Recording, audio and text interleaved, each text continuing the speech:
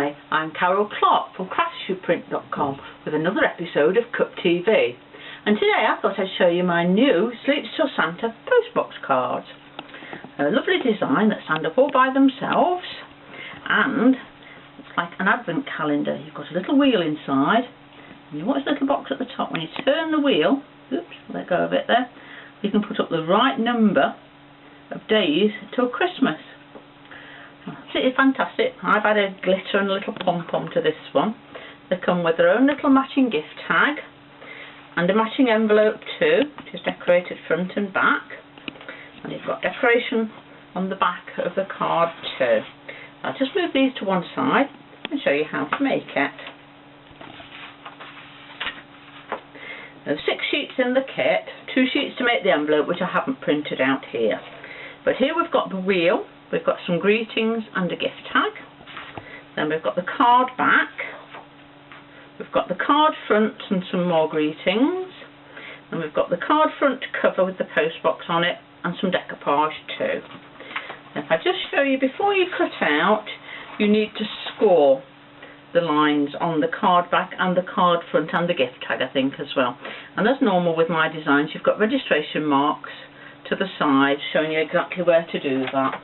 And my favourite method at the moment is to use the this cutting machine here, trimmer, and lining it up with the, oh, I've just moved it there, look, with the score lines on either side with the wire in the middle. I then lift it up and use my scoring tool and just score exactly where I put it, and I will do that for all of them, which I've already done anyway. So like I say, there's 3 on there, and then there's 1 at the top here, and then there's 1 just here. You just need to score the little bit along the gift tag, don't score your wheel, and then you need to cut them out. I'm going to start with the card front. Now I know it doesn't look very decorated at the moment, but that's the card front, and you need to fold along that score line that we made earlier, and using a bone folder, give a good sharp crease. Also, the next thing you need to do on this one is, using whatever your favourite method of making a hole is, you'll need a little one, and you've got a mark right in the centre just there, and if you just make your hole, you could use a pin I suppose, but you need to make it big enough so that when you put the brad through, it's going to be running free. And you need to do the same with the wheel, which I've already done here.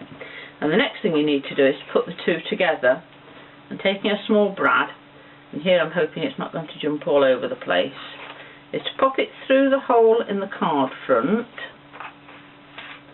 and again through the hole in the wheel, so we can find it.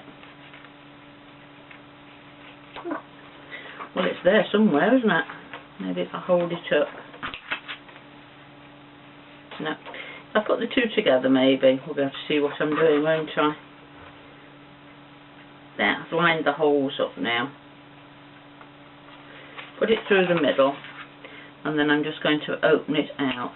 Now you don't want to press this too tight. You need a little bit of wiggle room, because you're going to need to be able to make sure that your wheel runs free, which this one is doing. And the next thing you need to do is cut out the card front cover, which is here. And as you can see, you've got your little hole there, which is going to mean that you can get hold of the wheel. You've also, at the top here, you've got a little white piece which says please remove, something like that it says anyway, but you need to cut that out, and I used a ruler and a knife, a steel edged ruler, and I just cut that out earlier, and that's where your numbers are going to appear. And once you've done that, the next thing you need to do is to pop this on top. Now on this front here, you've got a very faint line running round because this doesn't go quite to the edge, so you need to put it within those lines. And I've forgotten to put my foam tape out and my sticky scissors. There they are. And you need to put your foam tape or your dimensionals, but you need something with a bit of depth to it so that it will clear the wheel. You need to put it within the line but not in the way of the wheel, because your wheel still needs to run free. If I just pop these into the 4 corners, on the front. Ooh, it's sticking all over. There we go. And then, and I always think this is the hardest bit when I'm making a card, and that's to take the backing off of my foam tape. Even though I've got nails, I still can't sometimes manage it. There we go.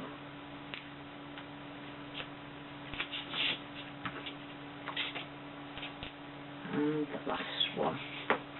And then, making sure you've got this flap at the top, I want to make it upside down, and lining this up with the little lines that I said are going around here. You can then see that it's going to be in exactly the right place. There we go. And press it down. Now you can make sure that your wheel will turn. Well, it will if I don't grab hold of it, won't it? And make sure you've got the right number at the top. Now we can join the front to the back. Well, like I said, you've already scored the lines on the back, and I have already folded these to save time. But you then need to fold up on the first, and then down on the second, and then up again on the third. And then your back will look like that. It looks a bit like a W from the side, and like that from the back. And then what we're going to do is, like I said, is join the two together. And I like to lie them side by side like that, just lining up the top. And you can use whatever glue you want, but apply it to your flap. Like that. And then, like I said, just making sure that they line up exactly. Trying not to stick myself to it as well.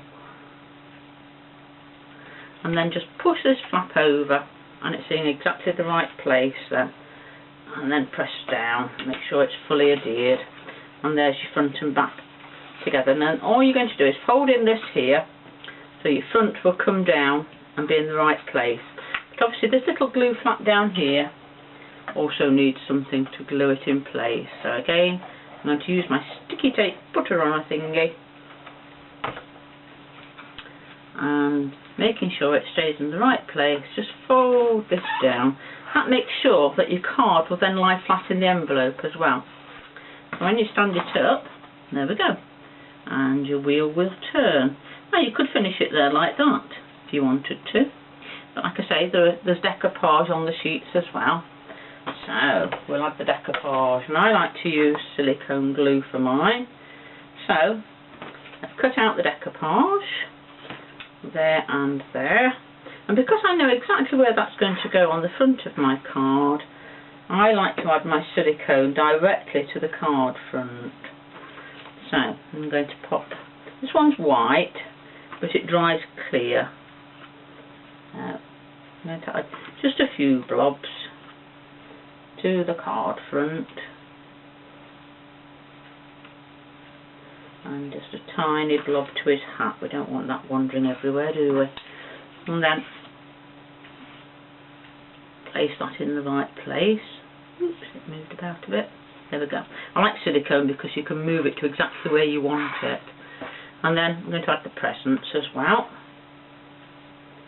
And again I'm going to add the silicone directly to the card front.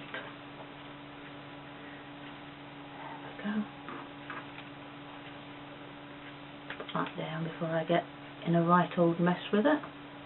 And put that there. If I turn it sideways you might be able to see how dimensional that is now. And basically that is your card finished as well. So they're really quite quick and easy. And so you've got your gift tag 2, which is here. And all you need to do with your gift tag, once you've cut it out, is to fold it in half and crease it. And there you've got your gift tag.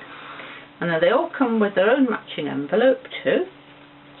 And they make a wonderful gift for Christmas. I mean, how many sleeps till Santa is it, Mummy? Well, my darling, it's only 22 sleeps till Santa now. And hopefully he'll bring you lots of presents. I also thought they might make nice cards to sell at gift fairs as well, and or to raise funds for schools and charities and things. Well, I hope you've enjoyed this video. If you like my designs, just go to www.craftsuprint.com/Carol Clarke, and I hope to see you again next time on Cup TV. Bye!